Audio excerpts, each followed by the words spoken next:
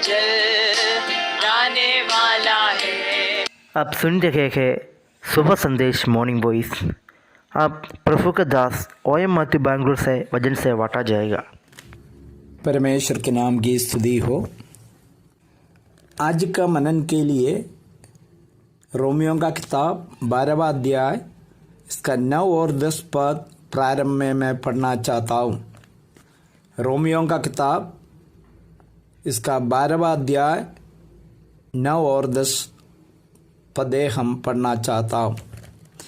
प्रेम निष्कपट हो, बुराई से घृणा करो, भलाई में लगे रहो, भाईचारे के प्रेम के एक दूसरे से स्नेह रखो, परस्पर आदर करने में एक दूसरे से बढ़ चलो।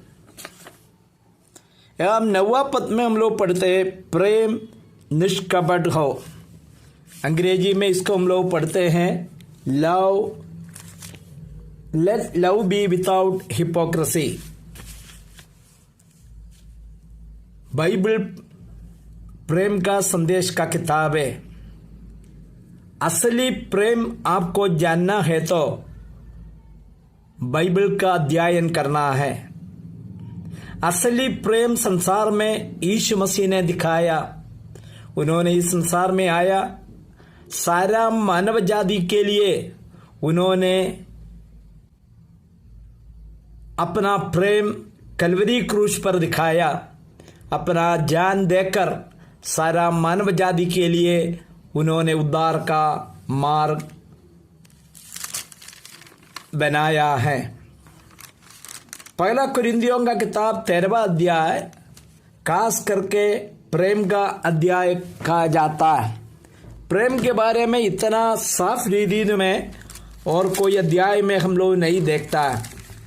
13वां अध्याय का पहला पद में हम लोग पढ़ते हैं, यदि मैं मनुष्यों और स्वर्गदूतों के बोलियां बोलूं और प्रेम न रखूं तो मैं टनटनाता हुआ पीतल और जनजाती हुई झांझ हूँ।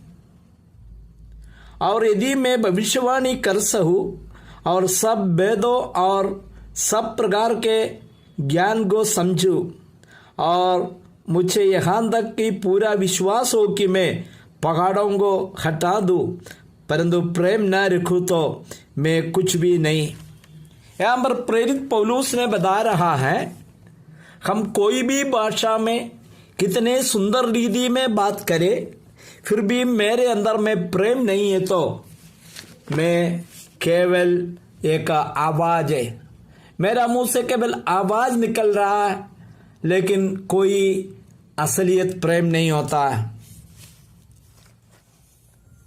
प्रेम के बारे में जब हम अध्ययन करने पर जो बाइबल में प्रेम के लिए 4 शब्द इसका मूल भाषा में दिया गया है। पहला शब्द है इरोस। इरोस का मतलब है जो शारीरिक संबंधों को दर्शाता है। एक पुरुष और स्त्री खास करके पति पत्नी, उनका शारीरिक संबंध को वो प्रेम से ही करना है और उसको दर्शाने वाला शब्द है इरोस। दूसरा जो प्रेम के लिए जो मूल भाषा में दिया हुआ शब्द है स्टोर्ज। ये परिवार के बीच में जो प्रेम को दर्शाता है। पति पत्नी, माँ बाप और माँ बाप बच्चों के बीच में, बच्चे माँ बाप के बीच में, भाई बहन के बीच में जो प्रेम है, पारिवारिक जो प्रेम दर्शाता स्टोर, वो भी बहुत अटूट संबंध है, उसमें कोई संदेह नहीं है। तीसरा जो शब्द दिया गया उसको फिलिया कहते हैं। वो भाईचारा, भाइयों के बीच में जो दोस्ती है, एक अटूट जो प्रेम होता है कुछ भाई लोगों के बीच में, वो दोस्ती है। शायद अपना परिवार का लोगों को उनके बारे में ज़्यादा नहीं मालूम होगा, लेकिन दोस्त को मालूम है, कारण कि उनके बीच में कोई ऐसा कोई कपट नहीं है, नहीं तो उनको छिपा हुआ कोई बात नहीं होता है। उस शब्द को बताता है फिलिया इन मूल भाषा में। लेकिन बाइबल में प्रभु यीशु मसीह ने दर्शाया हुआ प्रेम को अगापे शब्द से इस्तेमाल किया गया। अगापे का मतलब वो कभी भी बदलता नहीं, अपने को देने वाला है और इससे कोई डिमांड नहीं करता। आजकल मनुष्य के बीच में जो प्रेम होता है उसमें डिमांड होता है। हम लोग बताते हैं हम उनको कितने प्रेम किया, क्या किया दिया नहीं है, लेकिन वो हमसे बिल्कुल बातें नहीं करता, हमको ध्यान नहीं कर रहा, इसलिए हम भी छोड़ दिया। यही प्रेम होता है ज़्यादातर 99% जो वापस नहीं मिलने पर हम प्रेम कर नहीं पा रहा। लेकिन बाइबल ऐसा शब्द को इस्तेमाल किया हमें परमेश्वर का प्रेम जो दर्शाने के लिए अगापे शब्द है। उसमें प्रभु ने हमसे प्रेम किया जो कोई प्रतीक्षा करते हुए नहीं है।